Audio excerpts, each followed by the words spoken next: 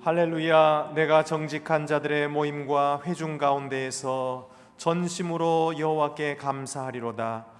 여호와께서 행하시는 일들이 크시오니 이를 즐거워하는 자들이 다 기리는도다. 그의 행하시는 일이 존귀하고 엄위하며 그의 의가 영원히 서 있도다.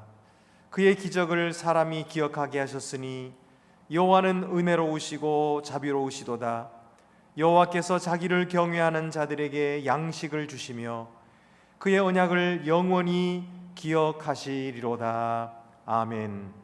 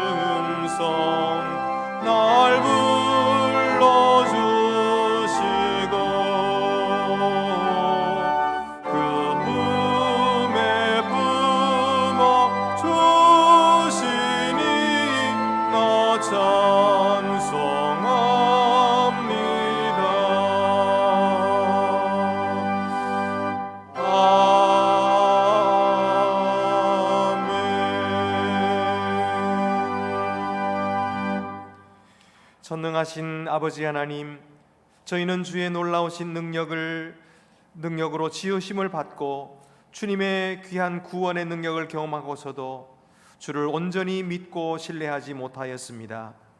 주께서는 주의 놀라우신 섭리와 크신 능력으로 하나님의 나라를 이루어 가시건만 저희는 그 사실을 알면서도 온전히 신뢰하지 못하고 자기 능력을 신뢰하고 의지하며 주의 일을 하려 하다가 지치고 낙심하며 포기하려 했습니다. 주여, 저희의 불신앙을 용서하여 주시옵소서.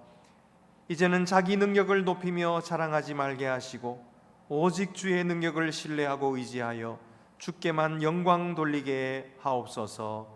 지금은 하나님과 나만의 아는 죄를 생각하며 묵묵히 참회의 기도를 계속합니다.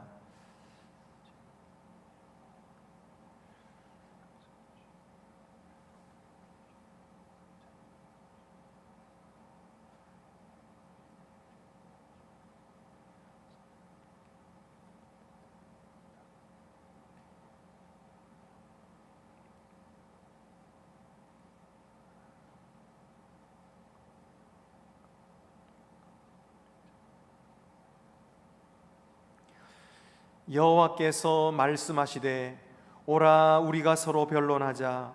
너희의 죄가 주홍 같을지라도 눈과 같이 희어질 것이요 진홍같이 붉을지라도 양털같이 희게 되리라. 아멘.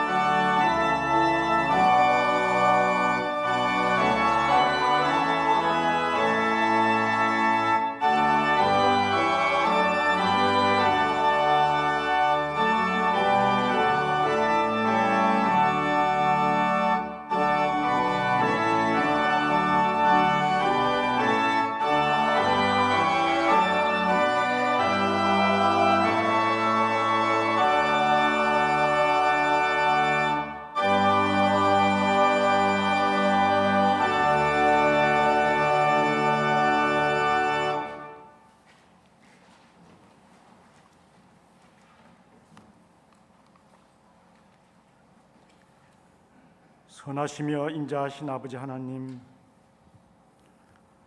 오늘 주일을 허락하시고 주님의 전으로 인도하신 은혜를 감사하나이다. 주님의 그 선하심으로 용서받고 거듭나게 하시니 감사하나이다. 지금까지 삶도 오직 주님의 그 선하심과 인자하심의 은총이 오니 감사하나이다. 제사 드리는 것보다 의와 공평을 행하는 것을 더 기쁘시게 여기시는 아버지 하나님,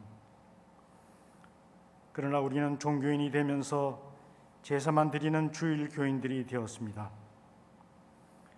사회 불의는 외면하면서 영혼의 골방에 도피된 주일 교인이 되었습니다. 우리를 불쌍히 여기시옵소서. 종교적인 지식인을 양산하는 이 땅의 교회를 회개케 하시고 말씀을 실천할 수 있는 우리들 되게 하시옵소서. 코로나로 어려운 이때에 환난 속에 있는 교회와 공고한 이웃들을 살피는 우리들 되게 하시옵소서. 자기들이 이 땅의 주인이라는 궤변론자들이 권력을 마음대로 휘두르고 있습니다. 양들은 사지로 내몰리고 정의가 외면된 상황 속에서도 눈과 귀를 닫은 이 땅의 교회를 불쌍히 여기시옵소서.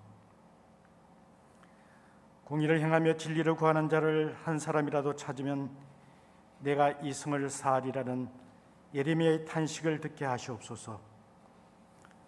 공의를 물처럼 흐르게 하시고 정의를 강물처럼 흐르게 하라는 아모스 예언자의 외침이 우리 심장에서도 불꽃처럼 일어나게 하시옵소서. 도덕과 정의는 차별금지법에 의해 배제되고 부도덕과 범죄가 법적으로 용인되고 합법화되고 있습니다. 악인들이 권세를 잡으면 백성들이 탄식하오니 거짓과 궤변으로 그리고 뻔뻔함으로 사회가 편치 못한 이 땅을 정의롭고 공의로운 나라가 되도록 아버지께서 속히 심판하시옵소서. 우리 모두 회개하게 하시고 자유민주 대한민국으로 회복되도록 간절한 간구의 무릎을 꿇게 하시옵소서.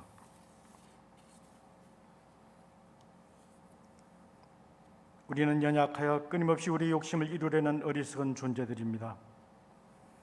주님 부르심을 받을 때 심판받는 우리들 되게 하지 마시고 회개와 성화를 통해서 칭찬받는 귀한 성도들 되게 하시옵소서. 우리로 인하여 그리스도만이 존귀하게 되기를 바라는 바울의 고백을 우리도 하게 하시옵소서.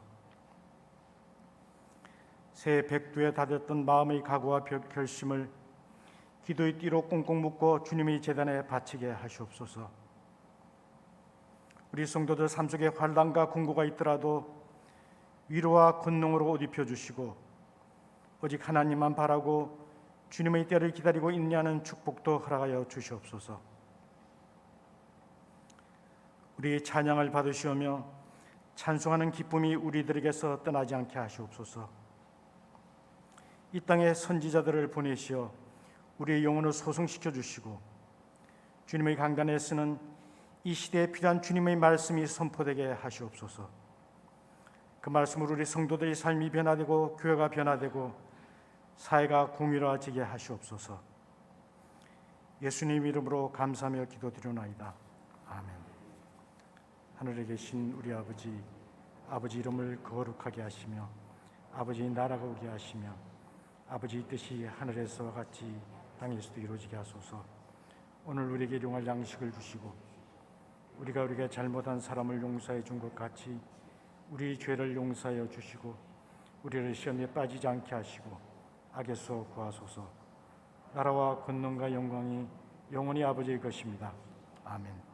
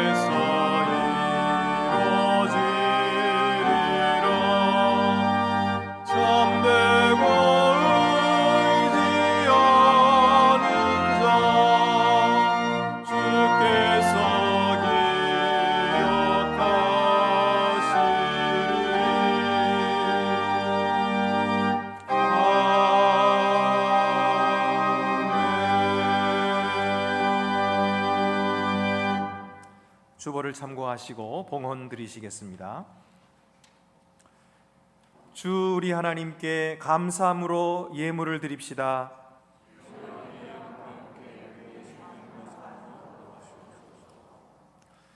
은혜로우신 하나님, 세상에 많은 사람들이 부족함이 없이 산다고 하지만 그럴수록 마음과 영혼은 공허하고 불안하며 자신의 존재가 어디서부터 와서 어디로 가는지도 알지 못하고 있는데, 우리에게는 영원하신 하나님을 알게 하시고 그를 믿음으로 우리 자신의 존재와 고귀함을 알게 하시고 참 삶의 의미를 깨닫도록 인도하여 주심을 감사드립니다. 영생의 길을 우리에게 열어주신 주님의 귀한 십자가 구속의 사역에 감사하며 이 예물을 드립니다. 어려운 중에 살고 있지만 주님 앞에 사랑과 정성으로 드리는 이 헌물을 주께서 기쁘게 받아 주시옵시며 이 세상 살아가는 동안 부족함이 없도록 채우시되 많은 이웃들에게 주의 복을 나눠줄 수 있는 복의 통로들이 되게 하여 주시옵소서. 우리 주 예수 그리스도의 이름으로 봉헌 기도 드립니다. 아멘. 모두 자리에 앉으시겠습니다.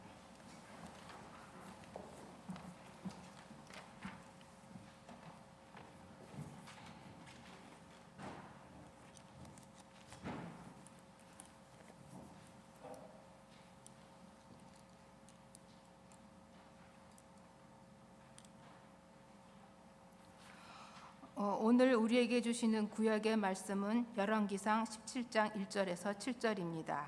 구약 성경 544쪽에 있습니다.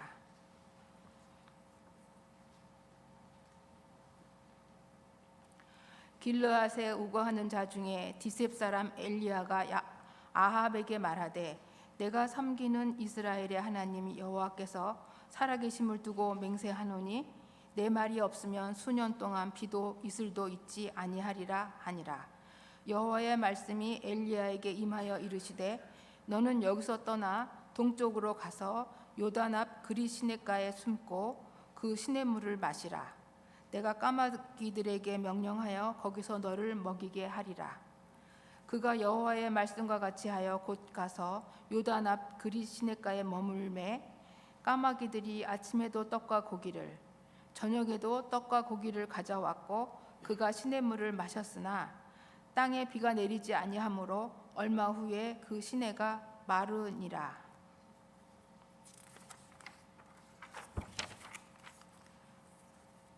우리에게 주시는 신약의 말씀은 사도행전 2장 22절에서 24절입니다. 신약 성경 189쪽에 있습니다.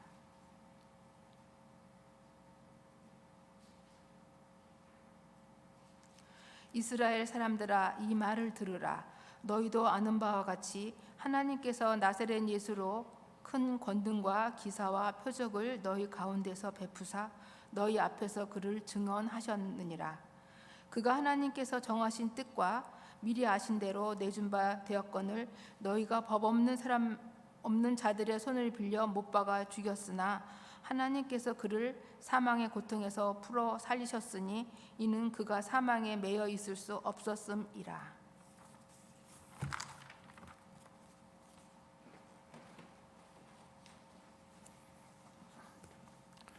우리에게 주시는 복음서 말씀은 누가복음 10장 1절에서 16절입니다. 신약 성경 109쪽에 있습니다.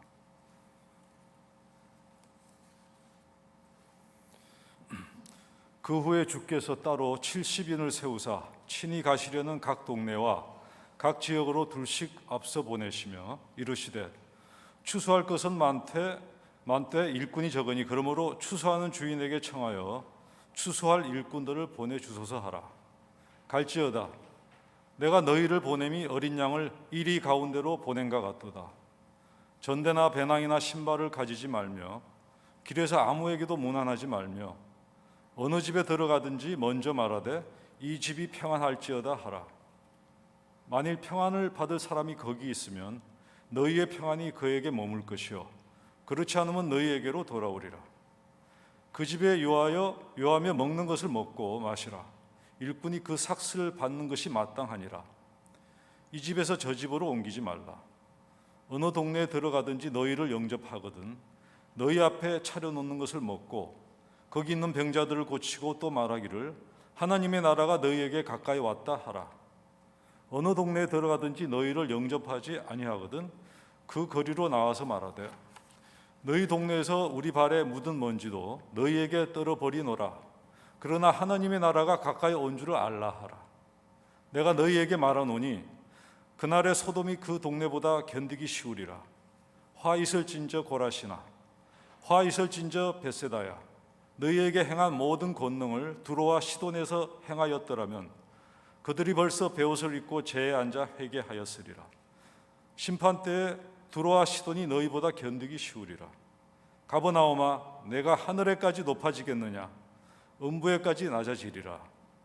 너희 말을 듣는 자는 곧 내 말을 듣는 것이요 너희를 저버리는 자는 곧 나를 저버리는 것이요 나를 저버리는 자는 나 보내신 이를 저버리는 것이라 하시니라. 아멘. 이 말씀은 하느님의 말씀입니다.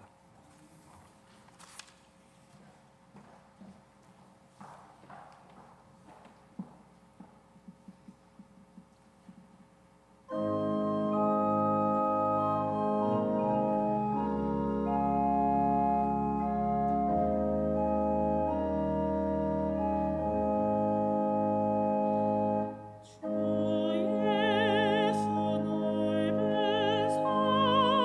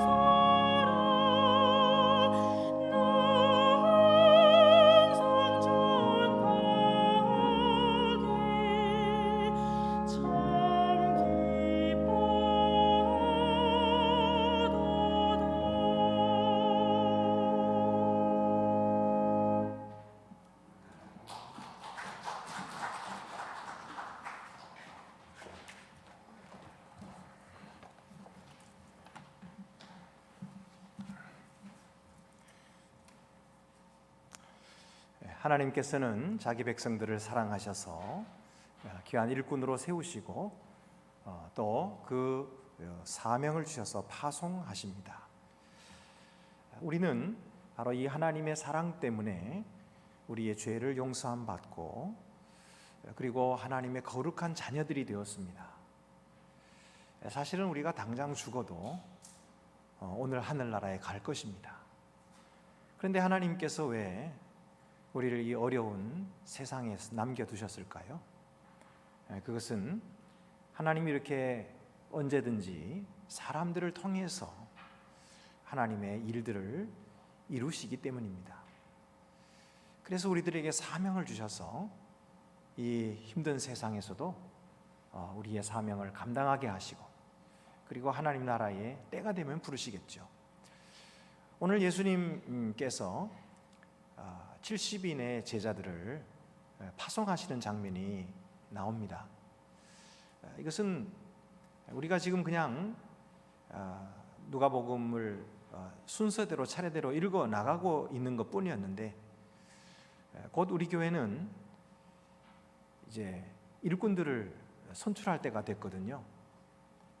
그래서 장로와 안수집사, 권사 이런 분들을 이제 선출하게 될 텐데 다시 한번 하나님의 종들은 어떤 사람이 되어야 할 것이며 어떤 사람이 추수할 일꾼이 합당한 사람인가 하는 것을 한번 생각할 수 있는 그런 좋은 기회가 된 것 같습니다.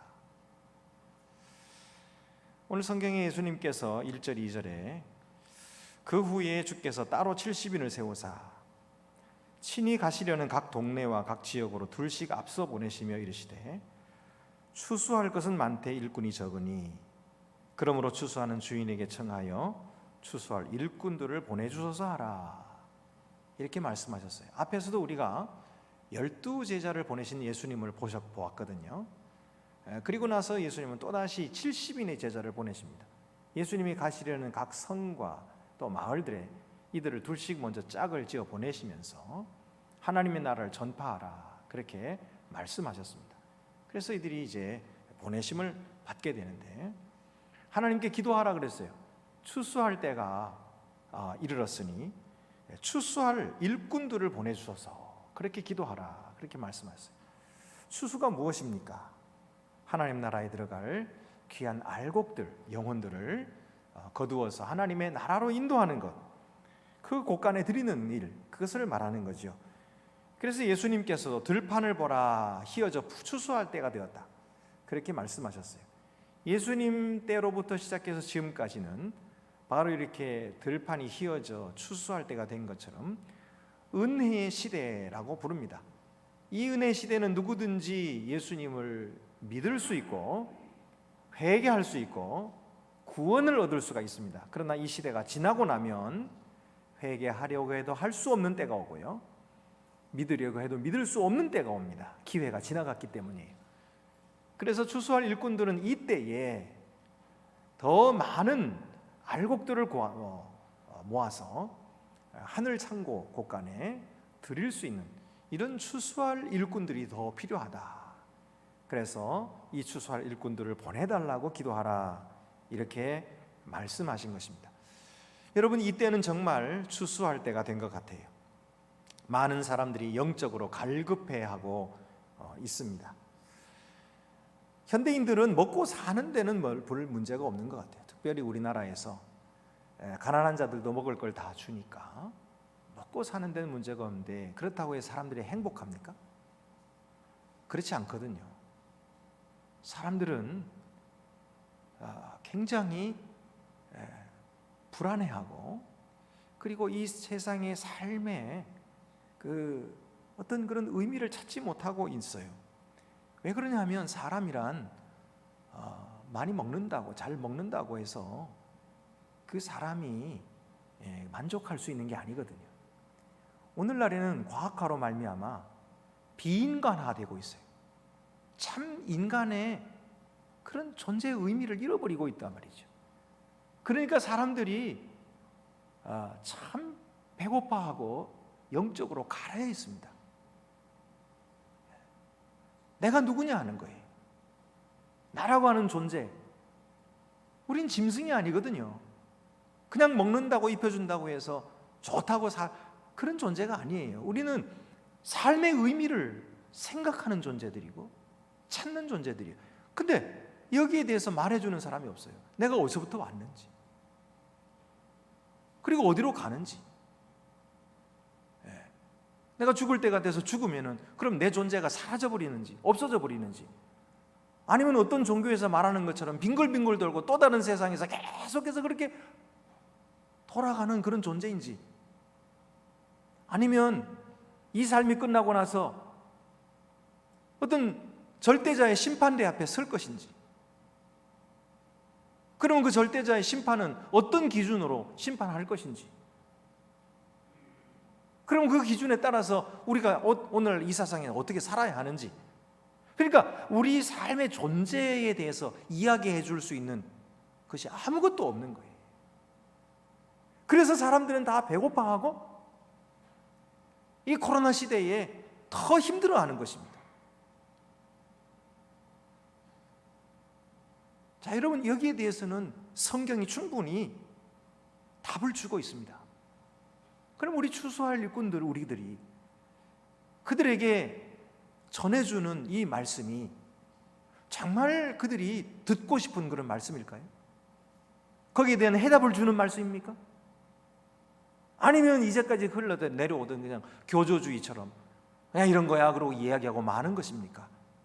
정말 이 성경에 말하는 복음이 오늘날 현대인들에게 의미를 주고 참 삶의 가치를 깨닫게 하고 그들로 하여금 정말 신나는 그런 삶을 살도록 만들어주는 그런 복음이냐 하는 것입니다. 사람들은 이렇게 배고픈데 오늘날 교회들이 거기에 대해서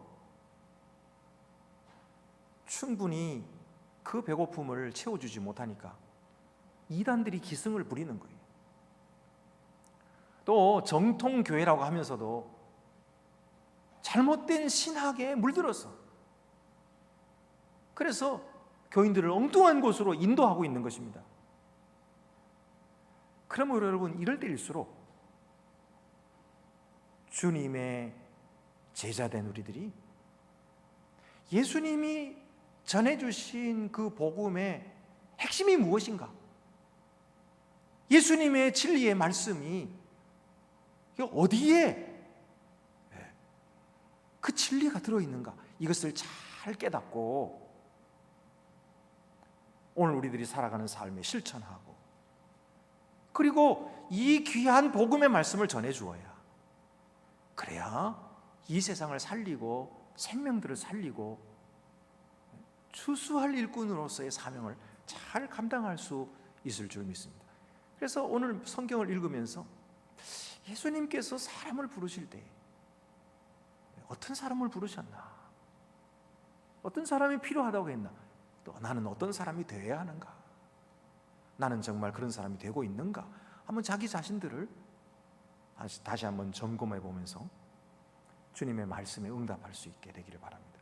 첫 번째는 사람마다 능력의 차이가 있습니다. 어떤 사람은 능력이 많고 어떤 사람은 능력이 적습니다.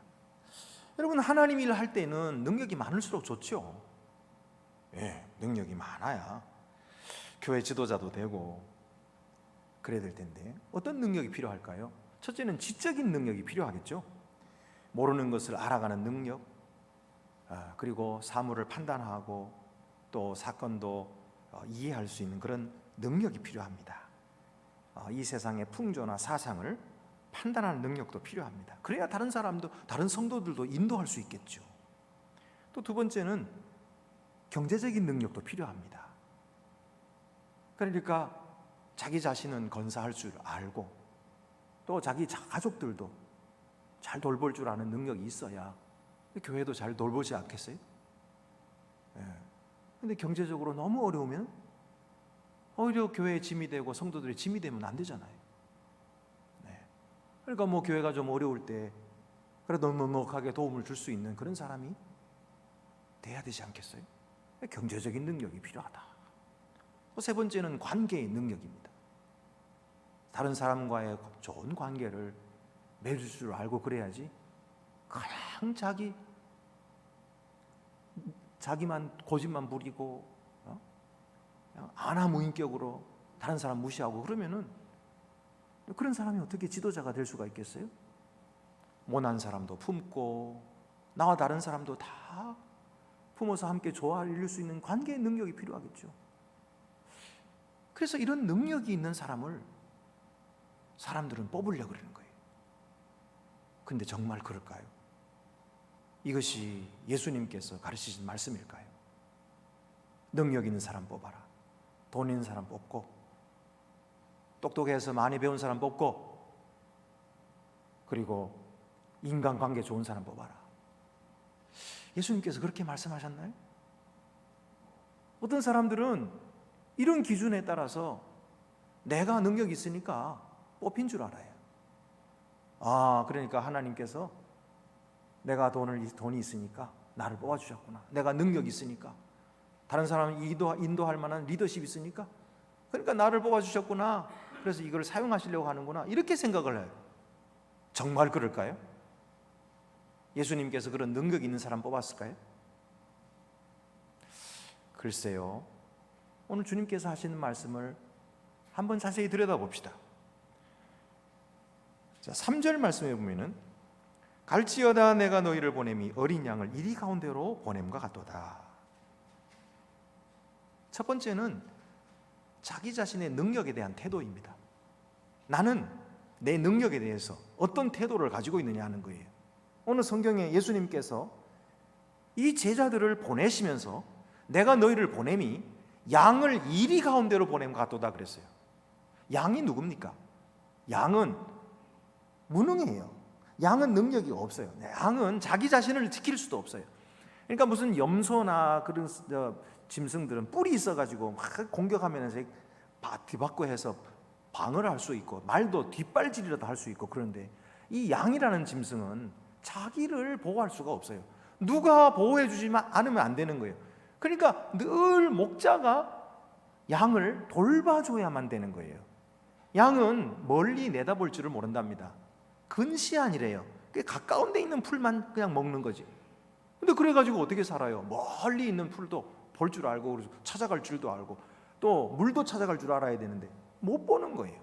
그러니까 이 목자가 인도하는 대로 앞에 양이 따라가면 그 양 뒷발 보고 따라가는 게 이게 양이라는 거예요.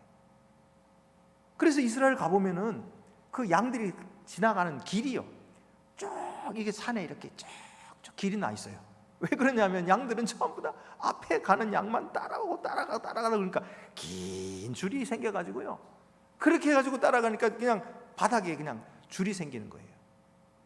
이것이 양이라.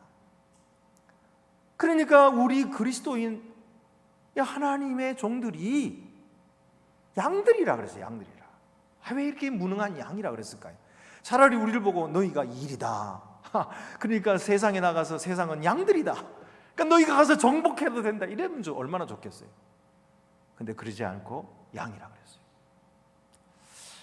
자, 그럼 우리가 생각합니다. 그러면 어떻게 할까요? 이리한테 맨날 먹히고 그래야 될까요? 아니, 그러지 말고 우리가 힘을 길러야 되겠네요. 우리가 이리도 싸울 수 있는 그런 힘을 기르고 이리도 꼼짝 못하는 무기를 고안해내가지고 그렇게 해서 그들을 무찔러야 되겠네요. 그렇게 할까요? 여러분, 그것은 예수님의 뜻이 아닙니다. 왜냐하면 예수님은 우리들을 보고 양이라 그랬거든요. 그게 우리들의 본질인 거예요. 예수님의 제자들의 본질은 양인 것입니다. 양이 그렇게 될 수가 없어요. 그럼 어떻게 합니까? 우리가 추수할 일꾼을 되기 위해서 그러면 우리 양처럼 우리 능력을 다 없애버려야 됩니까? 뭐 지적인 능력도 경제적인 능력도 다 내려놓고 그러면은 우리가 뭐 세상에 바보처럼 살아야 됩니까? 여러분, 그런 뜻도 아닙니다. 우리 주님께서 우리를 보고 너희는 양이라 그렇게 말씀하실 때는 우리는 하나님의 능력을 의지하지 않고는 아무 일도 할 수 없는 무능한 자임을 깨달으란 말이에요. 적어도 하나님의 나라 일을 위해서는, 사실은 세상 일도 다 그렇지만은 특별히 하나님 나라 일을 위해서는 우리가 무능한 자라는 사실을 깨달으라는 얘기죠.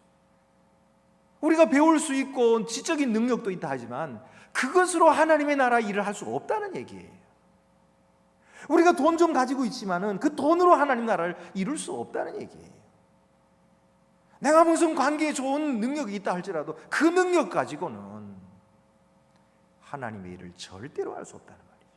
오히려 그런 능력을 사용해서 하나님 일을 하려고 하면 하나님의 일을 방해할 뿐이라는 거예요. 하나님 우리를 보고 양들이라 그렇게 말씀하시며 우리를 먹이시고 우리를 입히시고 우리에게 필요한 능력도 주님께서 공급하시는 거예요. 그럼 여러분, 이 사실을 우리가 깊이 알아야 됩니다.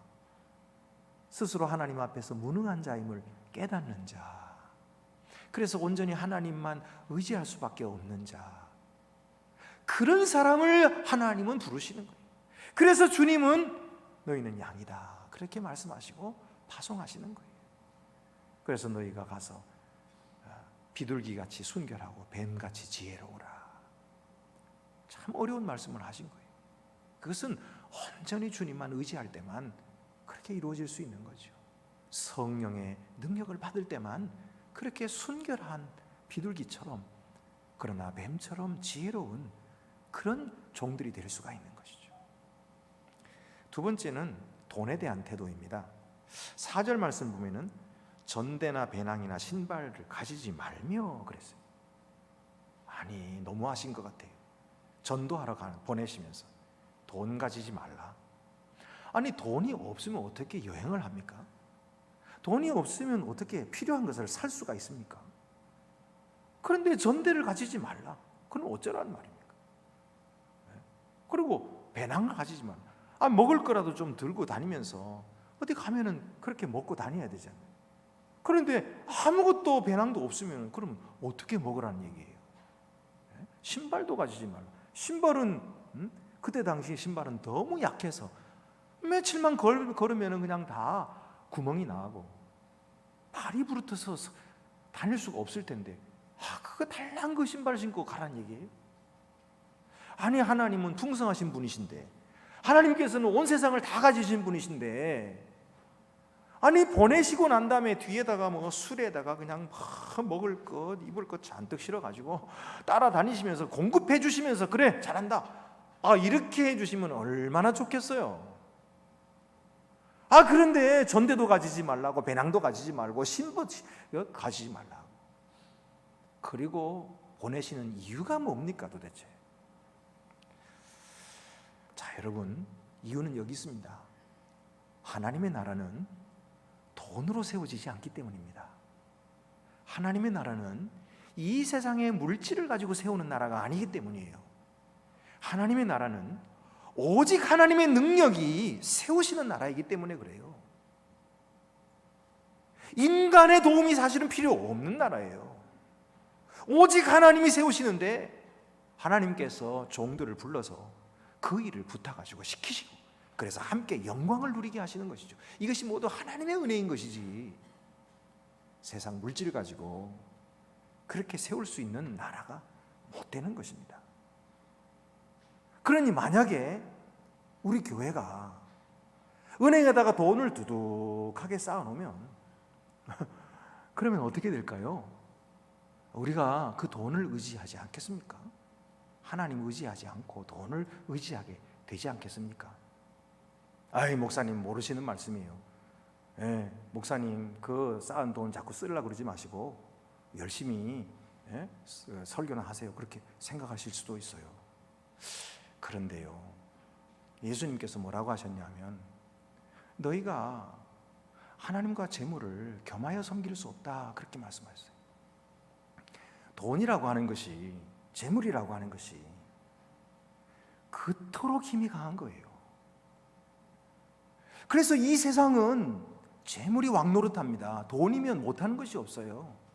그래서 사람마다 다 돈으로 쫓아다니는 거예요. 그러니 우리가 넉넉하게 두둑하게 쌓아두면 기도하겠습니까? 전도하겠습니까? 주님 의지하겠습니까? 물론 그래도 하시겠죠. 물론 그래도 하실 거예요. 그러나 저부터가 그렇게 두둑하게 두어두면 글쎄요, 열심을 낼까요? 몇 년 전에 어느 잡지에 손봉우 교수의 이 인터뷰 기사가 실렸습니다. 질문자가 물었습니다.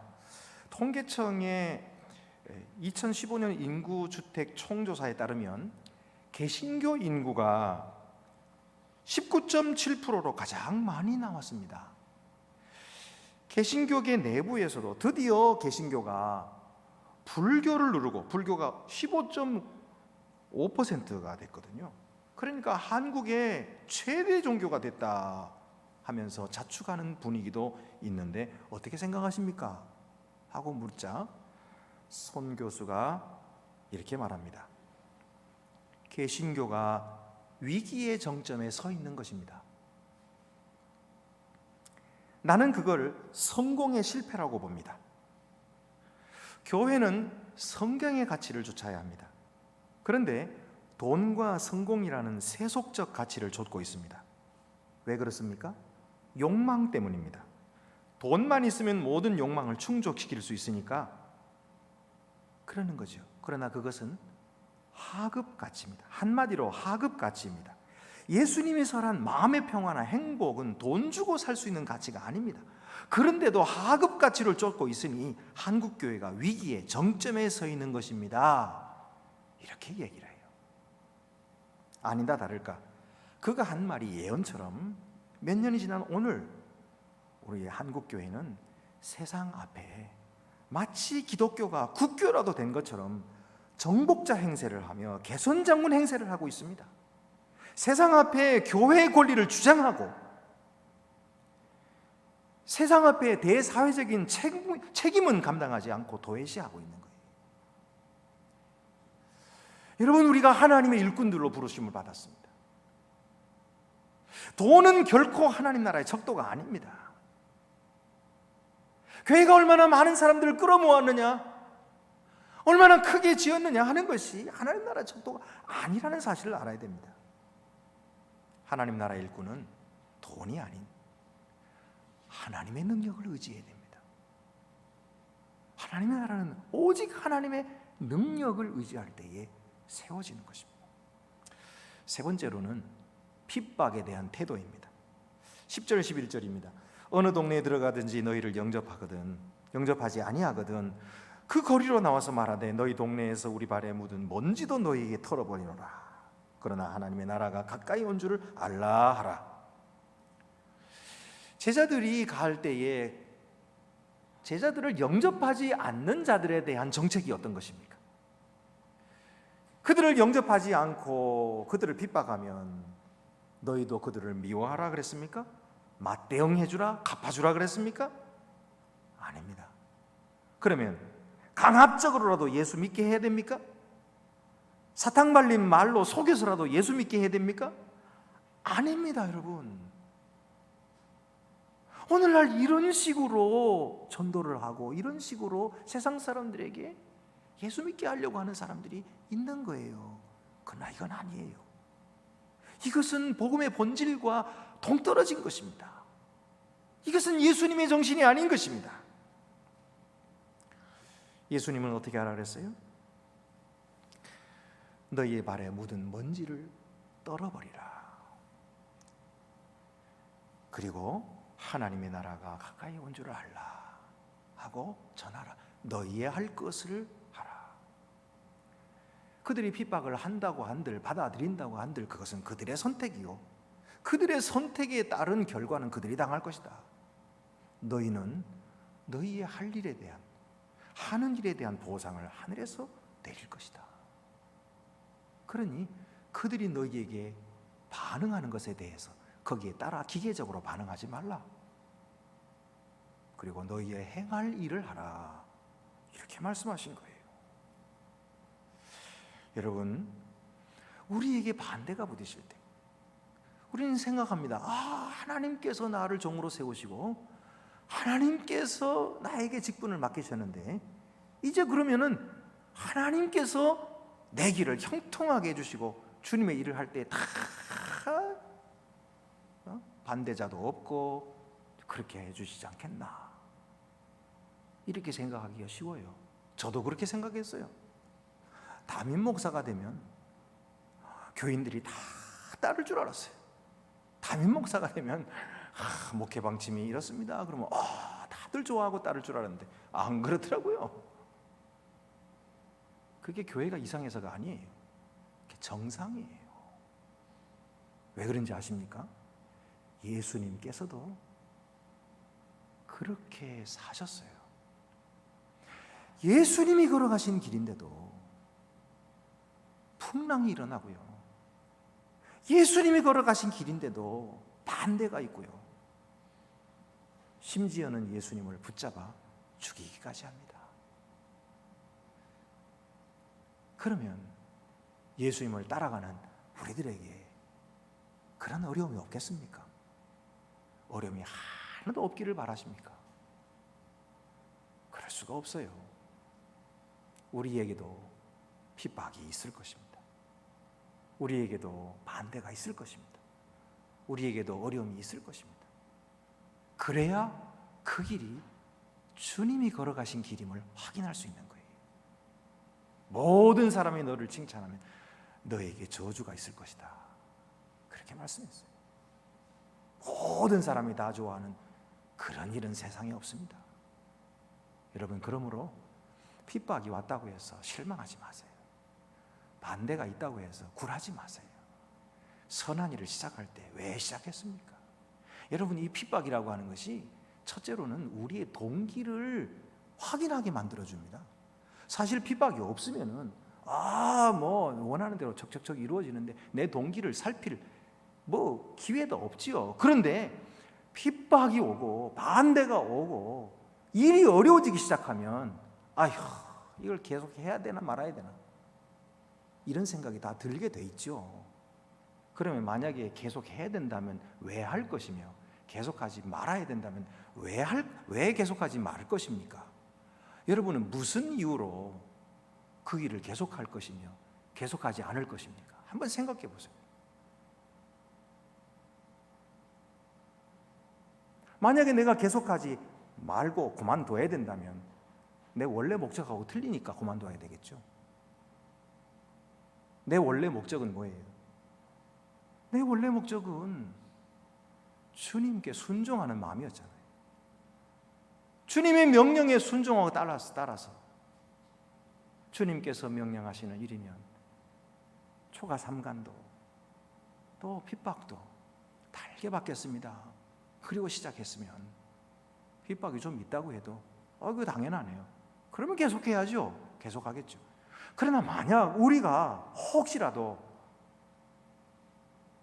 내 칭찬을 위해서 사람들 앞에서 내가 얼마나 쓸만한 사람인가, 내가 얼마나 능력 있는 사람인가, 그걸 좀 알리고 싶어서 그래서 종이 되고 그래서 직분을 맡았다면 더 이상 할 이유가 없죠. 칭찬 안 해주는데, 안 알아주는데 뭘 계속합니까? 그만둬야죠. 그럼 그만두는 게 되는 거예요. 핍박이 우리의 진정한 동기가 무엇인가를 드러냅니다. 그래서 핍박은 제자의 축복이에요. 우리를 더 순수하게 만들거든요. 우리를 더 분명한 목표가 더 분명해지게 만들거든요. 이 핍박이 있음에도 불구하고, 어려움이 있음에도 불구하고 계속해야 하는 이유가 있는데, 그것은 주님이 나를 부르셨기 때문이에요.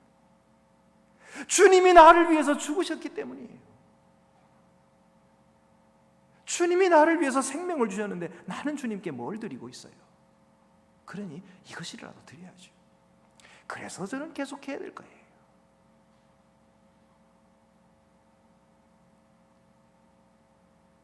또 어떤 사람은요, 자기 자신을 너무 애지중지하고 너무너무 사랑하는 나머지 다른 사람의 비난 좀 하면은요, 내가 그냥 견딜 수가 없는 거예요.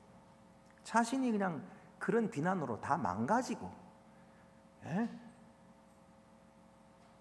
자신이 창피하고, 자신이 무능한 자가 되고, 자신이 사랑 못 받는 자가 되고, 그렇게 돼버리는 것 같아가지고 견디지를 못하는 거예요. 그래서 무슨 비난만 오면 나는 그런 게 아닙니다. 방어를 하고, 그리고 이렇게 상처를 받느니 차라리 가만히 있는 편을 택하겠다. 그래서 딱 엎드려 가지고 아무 일도 안 하는 거예요. 자기 역할도 안 하는 거예요. 자기를 너무 사랑하기 때문에, 자기가 다치니까.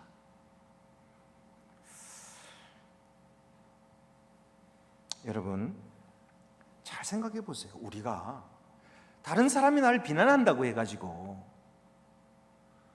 내 가치가 떨어집니까? 나는 능력이 없는 사람으로 그렇게 여겨집니까? 이제까지 내가 내 자신의 능력을 너무 과대평가했겠죠. 그런 비난이 올 때 드디어 내 능력이 이제 그것뿐이구나 하는 것을 깨닫게 된 거죠. 감사한 일이에요. 그리고 다른 사람이 나를 비난한다고 해서 절대로 내 가치가 떨어지지 않습니다. 내 가치는 어떤 가치인데? 내 가치는 하나님께서 자기의 외아들의 생명을 주시고 사셨어요. 우리 주 예수 그리스도의 그 고귀하신 생명이 우리를 위해서 십자가 위에 피 흘려 죽으셨어요. 우리를 살리시려. 그러니 사실은 하나님 앞에 있어서 나의 존재의 가치는 엄청나게 큰 것입니다. 아직 우리가 그걸 잘 몰라서 그렇죠. 아직 그의 만분의 1도 내 가치가 얼마나 되는지를 아직도 모르고 있으니까 그 가치가 떨어질까 하고 두려워하는 거죠. 천만의 말씀이요. 다른 사람이 비난한다고 해서 내 가치 떨어지지 않습니다. 하나도 손상되지 않습니다. 하나님께서 우리를 어떻게 건지셨는데, 하나님께서 우리의 죄를 어떻게 용서해 주셨는데, 하나님께서 지금 우리를 얼마나 극진히 돌보시고 계시는데, 다른 사람 몇 마디 했다고 그래가지고 내가 그렇게 쓸데없는 사람, 가치 없는 사람이 됩니까? 천만의 말씀이에요. 여러분, 그렇게 생각하지 마세요. 여러분의 가치를 다시 한번 점검하세요. 나는 왜 여기에 있어야 하는가? 나는 왜 이 공동체에 하나님이 두셨는가? 나는 무엇을 하기 위해서 여기 있는가? 우리 자신에 대한 셀프 아이덴티티를 다시 한번 점검하시고 세우세요. 그러기 위해서 핍박이 온 거예요. 그러니 핍박은 축복이죠.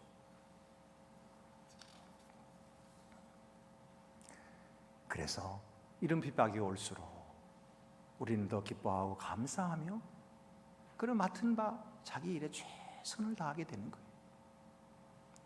오늘도 주님께서 우리를 부르신 귀한 뜻을 깊이 마음속에 새기고 작은 일에 충성하고 주님을 위해서 우리의 생명까지도 바치는 그런 귀한 주의 종들이 다 되시기를 간절히 바랍니다.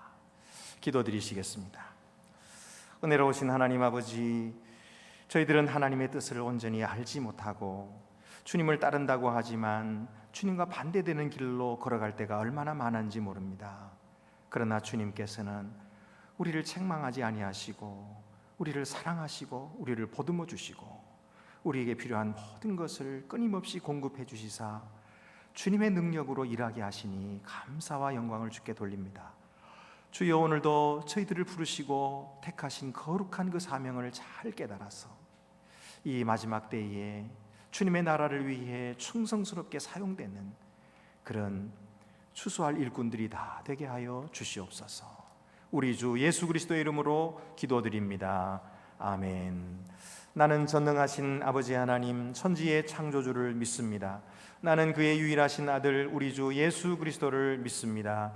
그는 성령으로 잉태되어 동정녀 마리아에게서 나시고 본디오 빌라도에게 고난을 받아 십자가에 못 박혀 죽으시고 장사된 지 사흘 만에 죽은 자 가운데서 다시 살아나셨으며 하늘에 오르시어 전능하신 아버지 하나님 우편에 앉아 계시다가 거기로부터 살아있는 자와 죽은 자를 심판하러 오십니다.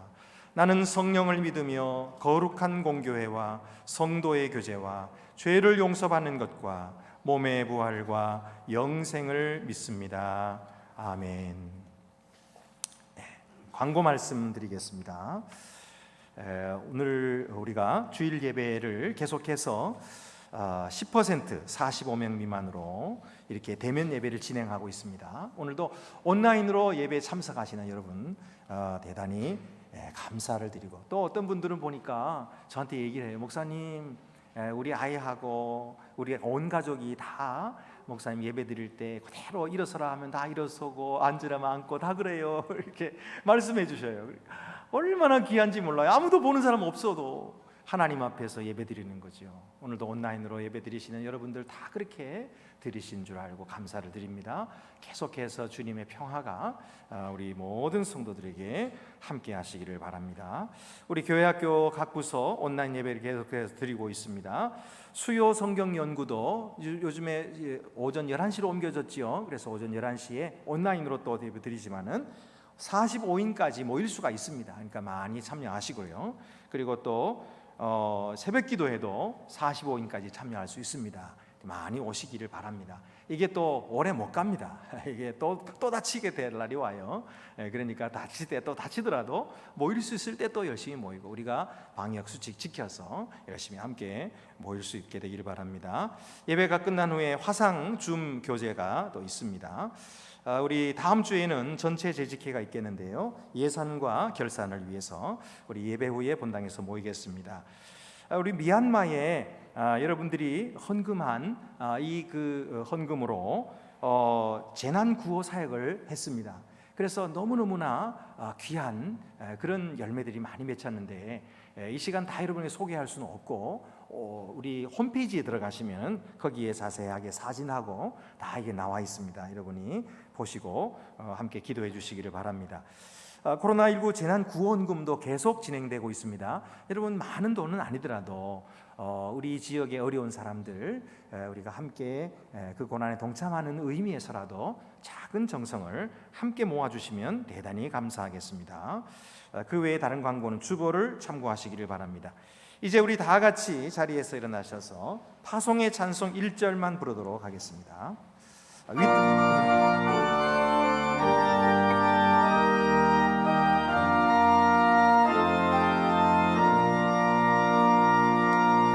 주님의 평화가 우리의 만남 속에 넘치게 하소서,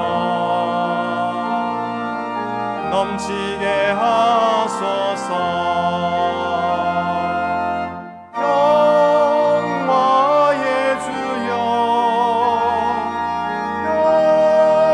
영화의 주여, 주님의 나라가 우리 가운데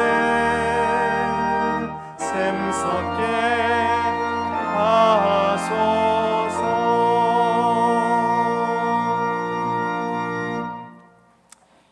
이제는 죄와 사망의 권세에서 우리를 인도하여 내셔서 생명의 나라로 들어가게 하신 우리 주 예수 그리스도의 은혜와 우리를 평화로 다스리시는 하나님의 나라의 일꾼으로 불러주신 아버지 하나님의 크신 사랑과 부르신 소명의 깊은 뜻을 깨닫게 하시고 작은 일에 충성하도록 이끌어주시는 성령의 교통하심이 거룩한 주의 날에 주의 전에 모여서 예배드리고 온라인으로 예배드리는 주의 모든 자녀들 위해 이제로부터 영원토록 함께 계시옵기를 간절히 축원하옵나이다.